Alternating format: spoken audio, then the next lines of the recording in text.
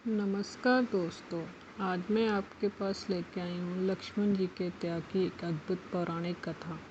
इसके बारे में शायद कुछ ने तो सुना होगा, कुछ ने तो नहीं सुना होगा। तो चलिए सुनते हैं। हनुमान जी की राम भक्ति की गाथा तो हम सब जानते हैं और पूरा संसार जानता है, पर लक्ष्मण जी की भक्ति भी अद्भुत थी। लक्ष्मण जी की कथा के बिना श्री राम कथा पूर्ण कभी नहीं हो सकती। एक बार की बात है कि अगस्त्य मुनि अयोध्या आए और लंका युद्ध का प्रसंग छिड़ गया। भगवान श्री राम ने बताया कि उन्होंने कैसे रावण और कुंभकर्ण जैसे प्रचंड वीरों का वध किया, और लक्ष्मण जी ने भी इंद्रजीत और अतिकाय जैसे शक्तिशाली असुरों को मारा। अगस्त्य मुनि बोले, श्री राम, बेशक रावण और कुंभकर्ण भी प्रचंड वीर थे, लेकिन सबसे बड़ा वीर तो मेघनाथ ही था। उसके अंतरिक्ष में स्थित होकर इंद्र से युद्ध किया था और बांधकर लंका ले आया था। ब्रह्मा ने इंद्रजीत से दान के रूप में इंद्र को मांगा, तब इंद्र मुक्त हुए थे। लक्ष्मण ने उसका वध किया, इसलिए वे सबसे बड़ा योद्धा हुए। श्री राम को आश्चर्य हुआ, लेकिन भाई की वीरता की प्रशंसा से वो खुश थे। फिर भी उनके मन में जिज्ञासा पैदा हुई कि आखिर अगस्त्य मुनि ऐसा क्यों कह रहे हैं कि इंद्रजीत का वध रावण से ज़्यादा मुश्किल था।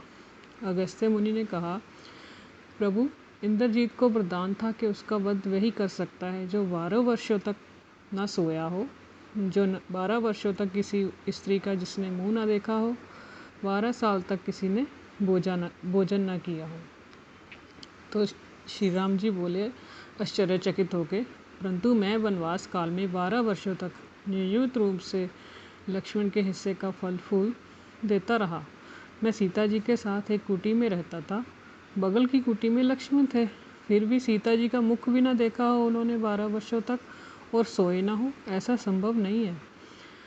अगस्त्य मुनि सारी बात समझकर मुस्कुराए। प्रभु से कुछ छुपा थोड़ी ना था। दरअसल सभी लोग सिर्फ श्री राम का गुणगान करते थे, लेकिन प्रभु चाहते थे कि लक्ष्मण के तप और वीरता की चर्चा भी अयोध्या के घर घर में होनी चाहिए। अगस्त्य मुनि ने कहा, क्यों न लक्ष्मण जी से पूछा जाए। लक्ष्मण जी आए।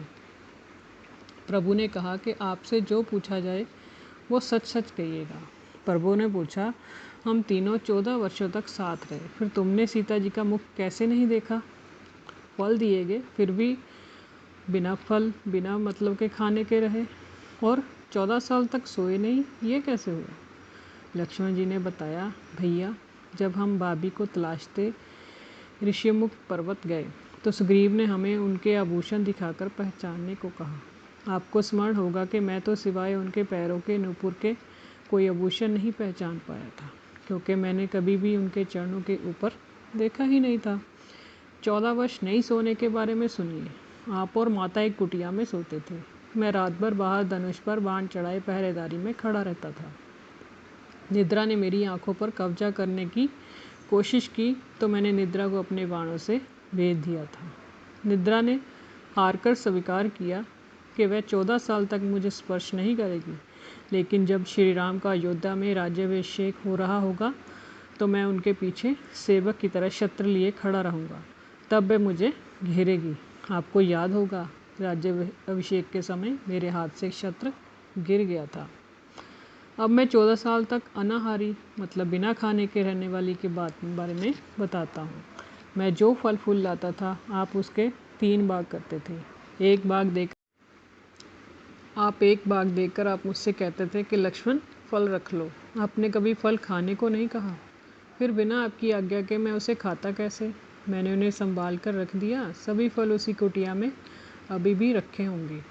प्रभु के आदेश पर लक्ष्मण जी चित्रकूट की कुटिया में से सारे फलों की टोकरी लेकर आए और दरबार में रख दिया। फलों की गिनती हुई, वो 7 दिन के हिस्से के फल नहीं थे। प्रभु ने कहा, इसका अर्थ है कि तुमने 7 दिन तो हार लिया ही था। लक्ष्मण जी ने 7 फल कम होने के बारे में बताया कि उन 7 दिनों में फल आए ही नहीं। जिस दिन हमें पिताश्री के स्वर्गवासी होने की सूचना मिली, हम निराहारी रहे। जिस दिन रावण ने माता का हरण किया, उस दिन फल लाने कौन जाता? जिस दिन समुद्र की साधना पर कर आप उससे राह मांग रहे थे, उस दिन।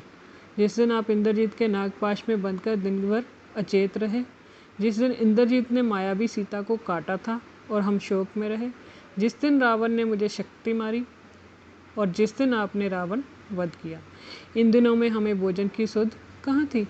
विश्वामित्र मुनि से मैंने एक अतिरिक्त विद्या का ज्ञान भी लिया था, बिना हार किए जीने की विद्या।